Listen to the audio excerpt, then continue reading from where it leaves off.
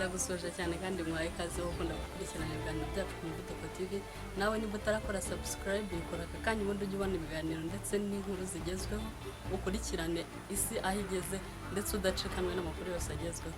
Kora subscribe aka kanya ubwire n'abandi bose bakore subscribe. Suhuze twe turi babandi baza tuga comment tukimanukira. Ni Umuvuduko TV on YouTube of course. Twizere ko watanze abandi gukora subscribe kugira ngo amakuru abagereho. Abacaracara hirya no hino tuba tuyabegeranyiriza. None twarangiza tugahita tuyabereka rero. Hanyuma aka kanya tugiye kubagezaho inkuru y'abarimu. Reka dusuze abantu b'abarimu bose mwakaza. Reka dusuze abarimu bari i Nyanza. Mico myiza Janvier ameze ute? Reka dusuze abarimu bari i Rubavu. Alisa mezute. Reka dusuze abarimu batandukanye bari Huye, ari Alphonse, abantu barimo bari Gicumbi, Ben Moise mezute aho ngaho. Suza abantu bari Ngororero, Dominika n'abandi batandukanye. Hanyuma aka kanya inkuru tuje kubagezaho nuko leta igiye kujya ihakaza abarimu bashya bagera ku bihumbi 7,200. Hanyuma ikigo cy'igihugu gishinzwe uburezi ni REB cyangwa se Rwanda Education Board cyatangaje ko kigiye guha akazi abarimu bazigisha mu mashuri abanza n'ayisumbuye. Abo bakazatangirana n'umwaka w'amashuri biteganyijwe ko uzatangira mu kwezi kwa Nzeri no kwa 9 nyine 2020.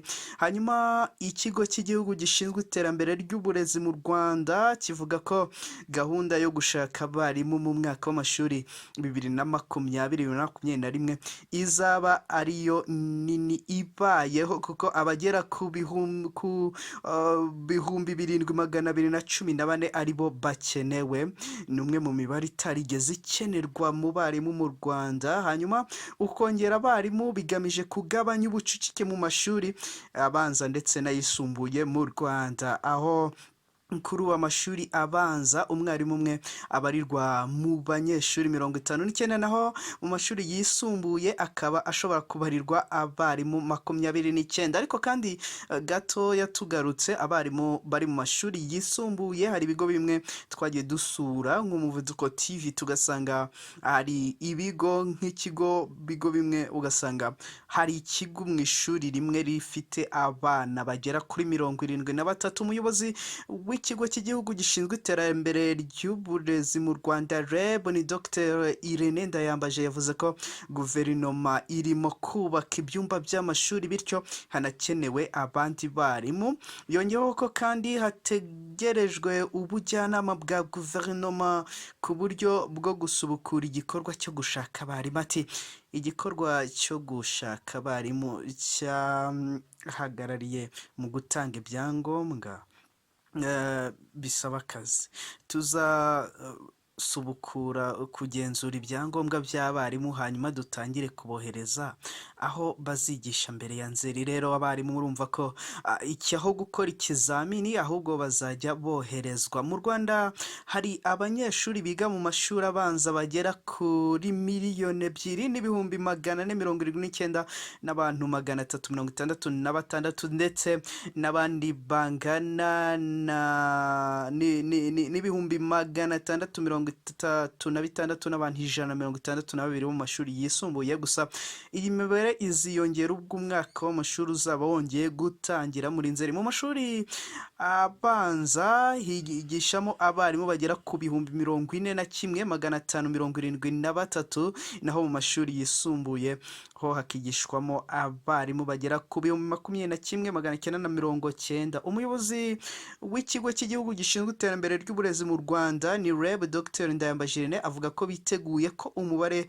w'abanyeshuri uziyongera ubwo amashuri azaba yongeye gufungura, kuko hari abanyeshuri bazatangira ishuri kandi bagomba kubona abarimu ndetse n'amashuri bigiramo kuko ari ibintu bigendana. Hirya no hino mu gihugu hatangiye kubakwa ibyumba by'amashuri abanza, ayisumbuye n'ay'imyuga bigera ku bihumbi 22,505 mu kugabanya ubucucike mu mashuri yose, byose bigamije kongera ireme ry'uburezi.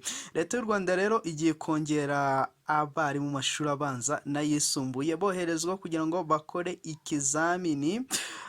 Reka tugende tubashimira mwe mwagiye mukora subscribe ku Muvuduko TV on YouTube of course. Tuzagenda tubagezaho amakuru atandukanye cyane, twizere ko abarimu aho muri kuruhuka ndetse munitegura. Hari abanyeshuri bamwe bagendaga baduha ibitekerezo batariko abarimu ubu ntibazaba baribagiwe kwigisha, ariko nabo bababaza utariko abanyeshuri ntibazaba baribagiwe kwiga. Ariko uko biri kose ikigo gishinzwe iterambere ry'uburezi mu Rwanda REB gifatanyije na Minisiteri y'Uburezi na Guverinoma y'u Rwanda bagiye bashyiraho uburyo bwo kwiga butandukanye, aho abanyeshuri bashobora gukurikirana amasomo kuri radiyo zabo, kuri televiziyo ndetse no kuri YouTube ndetse no ku rubuga rwa REB ndetse no mu bundi buryo butandukanye. Aho mu minsi yashize polisi y'u Rwanda yatangaje ko abarimu bajya kwigishiriza abana mu ngo zabo, ibyo bitemewe. Ni muri urwo rwego nyine rwo kwirinda ikwirakwizwa ndetse no kwandura icyorezo cya COVID-19. Twe twari Umuvuduko TV, reka tubashimire cyane kuba mwaragiye mubana natwe mu buryo butandukanye.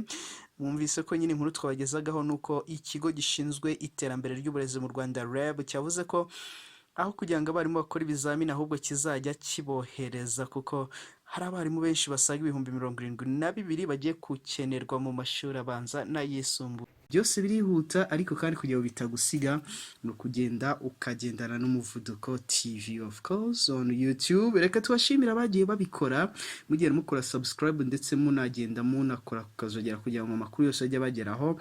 Nabandi mutarabikora mushobora kubwirana mukagenda mubikora, byarushaho kuba byiza cyane. Reka mbashimire, nizere ko mwese mumeze bonbon. Ciao.